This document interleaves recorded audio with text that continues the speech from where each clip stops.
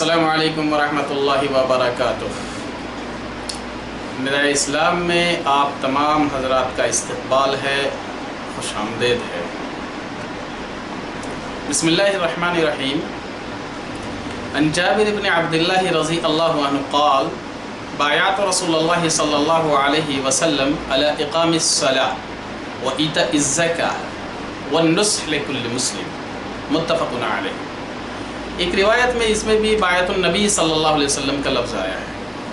ये हज़रत जरीर इब्न अब्दुल्लाह अल-बजली रज़ी अल्लाह अन्हु से रिवायत है। वो फरमाते हैं कि मैंने नबी करीम सल्लल्लाहु अलैहि वसल्लम से बैत की नमाज पर, ज़कात पर और तमाम मुसलमानों के लिए नसीहत पर। इस हदीस मुबारका में 3 हुकूक़ को बयान किया गया है।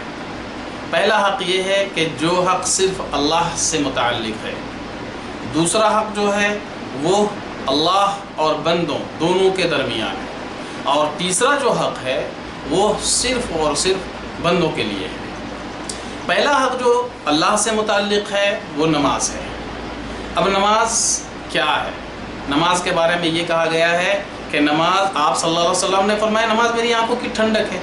तो जाहिर सी बात है, अब जो हम में से जो ये चाहे कि हम आप सल्लल्लाहु अलैहि वसल्लम की आंखों की ठंडक को अदा करें तो नमाज को अदा करें। अब नमाज को कैसे अदा करें? हम में से बहुत सारे लोग ऐसे हैं जो ये नहीं जानते हैं कि वाकई नमाज कैसे पढ़ना चाहिए। तो नमाज को वो सीखे।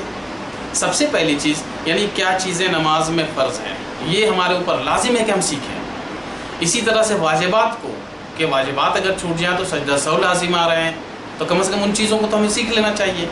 तो उन चीज़ों को हम सीखें। इसी तरह से सुनन जो है यानी सुन्नतें जो है, नमाज के अंदर की सुन्नतें जो है, नमाज की बाहर की जो सुन्नतें हैं, इस तरह की जो सुन्नतें हैं उसको हम अदा करें, ये होना चाहिए।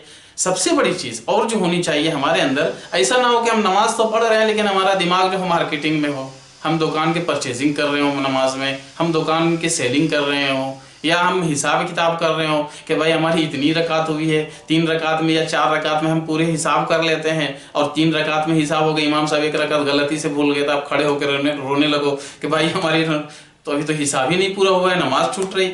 ये ना हो, बल्कि ये हो कि अल्लाह हमें देख रहा है, हम अल्लाह को देख रहे हैं। हदीस में आया है, दूसरी अहादीस में इस सिलसिले में आया है कि नमाज को ऐसी पढ़ो कअन्नका तराहु, अरे नमाज ऐसी पढ़ो गोया कि तुम अल्लाह को देख रहे हो। फ़इल्लम तराहु, अगर तुम उसे नहीं देख रहे हो फ़इन्नहु यराक, वो तो देख ही रहा है। तो जब अब एक चीज़ कि हम अल्लाह तबारक व तआला के सामने खड़े हैं, कादिर मुतलक के सामने खड़े हैं, जो तमाम कायनात का मालिक है, राज़िक है, देने वाला है, सब कुछ करने वाला है, वो क़हार है, जब्बार है, रहमान है, गफूर है, हर चीज़ है, यानी तमाम क्वालिटी जिसके अंदर है, हम उसके सामने खड़े हैं। हम एक छोटे मोटे ऑफिसर के सामने खड़े होते हैं तो हमारे रोंगटे खड़े हो जाते हैं कि पता नहीं कौन सी गलती हो जाए। तो एक रब के सामने जब खड़े हो, वो रब जो सारे जहां का पालनहार है, जो हमें तुम्हें सबको पालने वाला है, जो पैदा करने वाला है, जो मौत देगा, वह युही व युमीत, वही मारता है, वही जिंदा करता है। तो उसके सामने जब हम खड़े हों, हमारी कैफियत कैसी होनी चाहिए?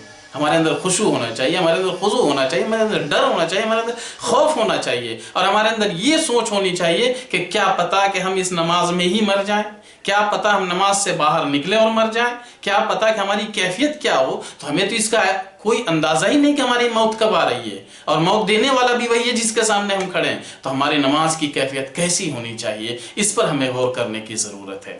दूसरी चीज़ जो इस हदीस में बताई गई है वो ये है कि जो अल्लाह और बंदे दोनों का हक़ है, और वो है ज़कात, इस ज़कात अदा करने पर। हमने हज़रत जरीर रज़ी अल्लाह अन्हु फरमाते हैं कि मैंने जो बैत की है वो ज़कात अदा करने पर। अल्लाह तबारक व तआला ने ज़कात को इस्लाम के अरकान में से एक शुमार करवाया है, तो उस रुकनों को भी तो अदा करना है। तो ज़कात क्या है? ज़कात ये है कि मालदार के माल को निकाल करके गरीबों में तकसीम कर दिया जाए, ये है असल ज़कात।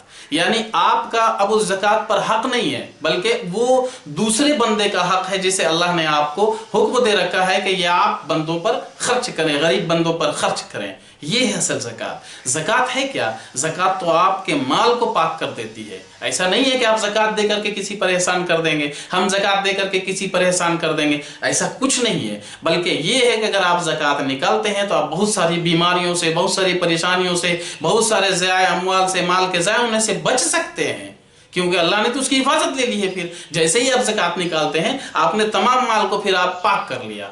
جب آپ نے اپنے مال کو پاک کر لیا تو ظاہر سی بات ہے کہ اس میں مصیبتیں نہیں آئیں گی۔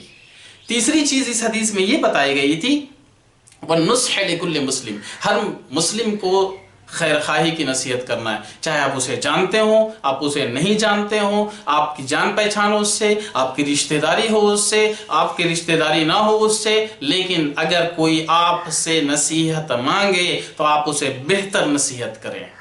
آپ سے کوئی خیر خواہی کی صلاح لے تو آپ اسے بہترین مشورہ دیں۔ یہ ہر مسلمان کی پہچان ہے۔ وآخر الدعوانا ان الحمد للہ رب العالمین، والسلام علیکم ورحمۃ اللہ وبرکاتہ۔